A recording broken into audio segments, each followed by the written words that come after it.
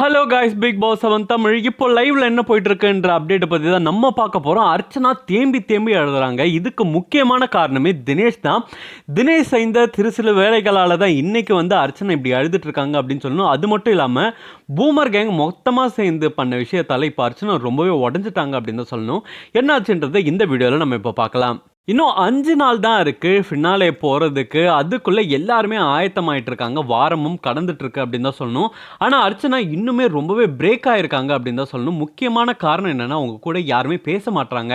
அவங்களுக்கு ஒரு நல்ல கம்பெனியன் இல்லை அப்படின்ற ஒரே காரணத்துக்காக தான் அவங்க ரொம்பவே ஃபீல் பண்ணுறாங்க. அவங்களே எல்லாருக்கூடயும் ஜெல் ஆகணும் அப்படின்னு சொல்லிட்டு எவ்வளோ போராடுறாங்க. ஆனால் அது எதுவுமே நடக்க மாட்டுது. மாயா கூட பேசினா கூட மாயாவும் அதை இப்போ பெருசாக கண்டுக்க மாட்றாங்க. அனன்யா எல்லாரும் அக்ஷயாலாம் வந்ததுக்கப்புறம் சுத்தமாக அர்ச்சனா கிட்ட பேசவே மாட்றாங்க. அர்ச்சனா அதனாலே ரொம்ப ஃபீல் பண்ணிட்டாங்க. ஆக்சுவலி நேற்று என்ன ஆச்சு அப்படின்னா, அர்ச்சனா, தினேஷ், மணி, விஷ்ணு இவங்க கிட்ட எல்லாருக்கிட்டே போய் பேசிட்டு இருந்தாங்க. பேசிட்டு இருக்கும்போது அர்ச்சனாவை வச்சு செம்ம கலாய்ச்சிட்டாங்க. ஆக்சுவலி இவங்க ஒரு மாதிரி கிரிஞ்சாக பண்ணுறாங்க அப்படின்னு சொல்லிட்டு வேறு லெவலில் ஃபன் பண்ணிட்டாங்க. ஸோ அது ரொம்பவே ஹர்ட் ஆகிடுச்சு அர்ச்சனாவுக்கு. இந்த மாதிரி என்ன நம்மளை கலாய்க்கிறாங்க அப்படின்ற மாதிரி ரொம்பவே ஹர்ட் ஆகிட்டாங்க. ஏன்னா யாருமே பேசலை, தன்னந்தனியாக இருக்கும்போது ரொம்பவே ஃபீலாக தான் இருக்கும். இந்த மார்னிங் ஆக்டிவிட்டியில் அதை பற்றி தான் சொன்னாங்க.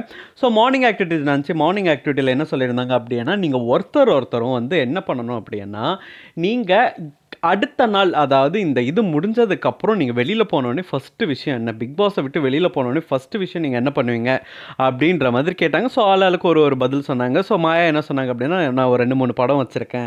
ஸோ அதோட ஸ்டேட்டஸ் என்னென்னு பார்க்கணும். நான் லோக்கி அண்ணா கூட ஒரு படம் பண்ணுறேன்னு சொல்லியிருந்தேன். அந்த படத்தை பற்றி போய் டிஸ்கஸ் பண்ணணும் அப்படின்னு மாதிரி சொன்னாங்க. ஸோ எங்கள் அம்மாவை போய் பார்ப்பேன் அப்படின்ற மாதிரி சொன்னாங்க.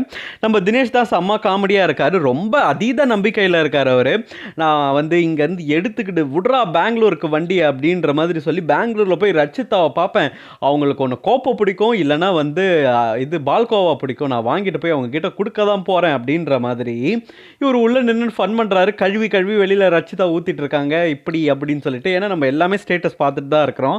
அவங்களோட இன்ஸ்டா ஸ்டேட்டஸ் எல்லாமே இப்படி தான் போட்டுகிட்டே இருக்காங்க, ஸ்டோரி எல்லாமே.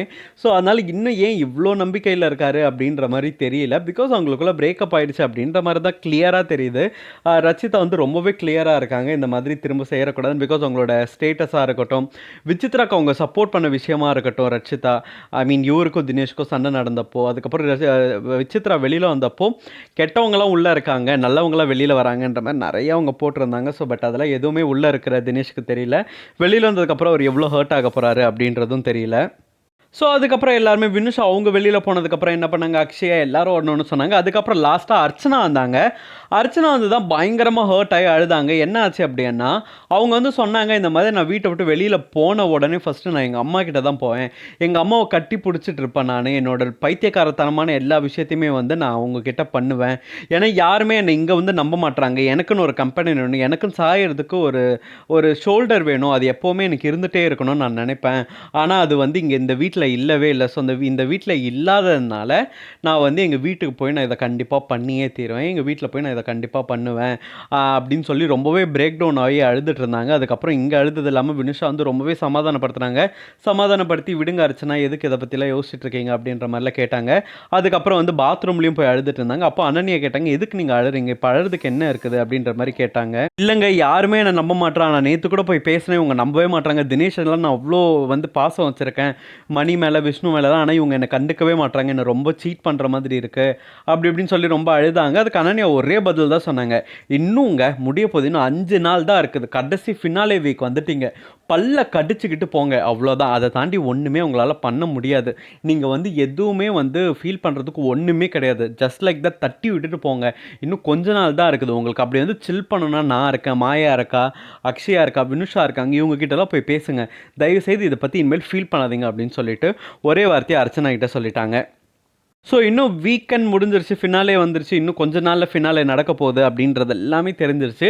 பட் ஏன் இன்னும் அழுதுட்ருக்காங்க அப்படின்றது தெரியல அர்ச்சனா. நீங்கள் என்ன நினைக்கிறீங்கன்றத கமெண்ட் பாக்ஸில் கமெண்ட் போடுங்க. இந்த மாதிரி பிக் பாஸ் அப்படி தெரிஞ்சுக்கணும், ஸ்க்ரீன் டாக்கி சேனலுக்கு சப்ஸ்கிரைப் பண்ணுங்கள்.